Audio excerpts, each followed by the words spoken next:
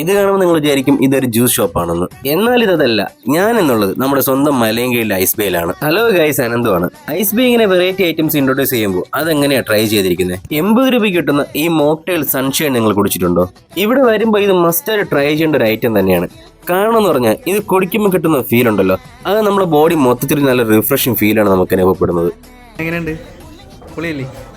ഇനി നിങ്ങൾക്ക് ഇവിടെ നിന്ന് ഒരു അടിപൊളി അവിൽ മിൽക്ക് കഴിക്കണോ? അതും ഇവിടെ ഉണ്ട്. നല്ല ക്വാണ്ടിറ്റിയിൽ ബദാമും അതുപോലെ കോൺഫ്ലെക്സും ഒക്കെ ടോപ്പ് ചെയ്ത് വരുന്ന ഒരു കിഡിൽ അവിൽ മിൽക്ക്. 50 രൂപയ്ക്ക് കിട്ടുന്ന ഈ ഒരു അവിൽ മിൽക്ക് എനിക്ക് വോത്തായിട്ടാണ് തോന്നിയത്.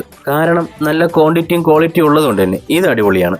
ഇനി നിങ്ങൾക്ക് ഇവിടെ നിന്ന് ജ്യൂസോ ഷേക്കോ കുടിക്കുമ്പോൾ പപ്സോ മീറ്റുകളോ വേണമെന്നുണ്ടെങ്കിൽ അതും അവൈലബിൾ ആണ് ഇവിടെ. എല്ലാം ഒരു കുടക്കീഴിൽ എന്ന് പറയുന്നത് പോലെയാണ്. ഇനി ഐസ്ക്രീം മാത്രമല്ല, ജ്യൂസ് ഐറ്റംസ് ആയാലും ഷേക്ക് ഐറ്റംസ് ആയാലും ഇവിടെ തന്നെയുണ്ട്. ഇനി നിങ്ങൾക്ക് ഐസ് ബേന്ന് 5 രൂപയ്ക്ക് ഐസ്ക്രീം കഴിക്കാം. ഐസ് ബേ പുതുതായിട്ട് ലോഞ്ച് ചെയ്ത മിനി ബൈറ്റ്സ് എന്ന് പറഞ്ഞാൽ ഈ കുഞ്ഞൻ ഐസ്ക്രീമുകളെല്ലാം 5 രൂപ മാത്രമേ ഉള്ളൂ. ഞാൻ അതിൽ നിന്നൊരു ചിക്കോ സഞ്ചി ട്രൈ ചെയ്ത് നോക്കി. പിന്നെ ഐസ് ബേയിലെ ഐസ്ക്രീംസിന്റെ ക്വാളിറ്റിയെ കുറിച്ച് ഞാൻ പറഞ്ഞിട്ടുണ്ടല്ലോ. അടുത്തതായിട്ട് വന്നിട്ടുള്ളത് പ്ലം കേക്ക് ഐസ്ക്രീമാണ്, 30 രൂപ.